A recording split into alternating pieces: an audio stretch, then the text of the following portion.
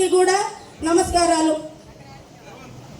అందరికీ ఆస్తులు డబ్బులు ఉంటాయి, కానీ కొంతమందికే పెట్టే గుణం ఉంటుంది. అలాంటి వాళ్ళల్లో ప్రథముడు మహోన్నత వ్యక్తిగా మనం పొంగూరు నారాయణ గారిని చెప్పుకోవచ్చు. పాతకాలంలో జమీందారులు రాజులు వాళ్ళ ఆస్తులు అవి దానం చేశారని విన్నాము, వాళ్ళ పెద్దలు వాళ్ళు సంపాదించినవి.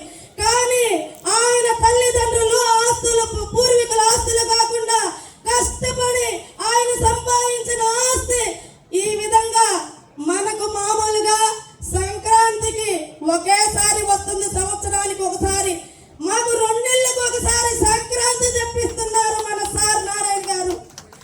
సార్ మీరు ఏం చేశారని మేము చెప్పుకోగలము, ఏమి చేయలేదో చెప్పుకోవాలంటే వెతుక్కోవాల్సి వస్తుంది. అన్నని ఇన్నని అదని ఇదని కాదు, ప్రతి ఒక్కటి చేస్తున్నారు. మనం అధికారంలోకి వచ్చాక ప్రభుత్వము గవర్నమెంట్ సొమ్ము ఇచ్చిన హామీలు నెరవేరుస్తుంటే ఇవ్వని హామీలు సొంత నిధులతో ఇచ్చే మహోన్నత వ్యక్తి మీరు. మీ గురించి చెప్పుకోవటం పొగడ్త కాదు.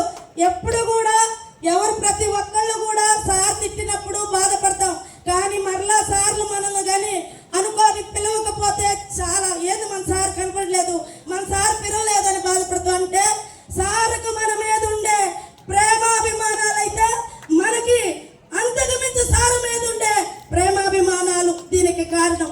సార్ నిజంగా ప్లీజ్, ఇది పొగట్టు కాదు, ఉన్న విషయమే చెప్తున్నా. ఎవరి దగ్గర కన్నా నాయకుల కాడికి మంత్రుల దగ్గరికి పోవాలంటే మనం అపాయింట్మెంట్ తీసుకోవాలి.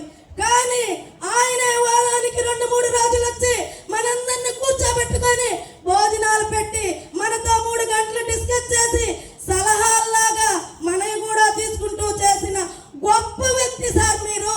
మా నెల్లూరు చరిత్రలో నిలిచిపోయే అద్భుతమైన వ్యక్తి సార్ మీరు. కాబట్టి ఎక్కువ మాట్లాడద్దంటున్నారు సారు. మామూలుగా ప్రతిపక్షం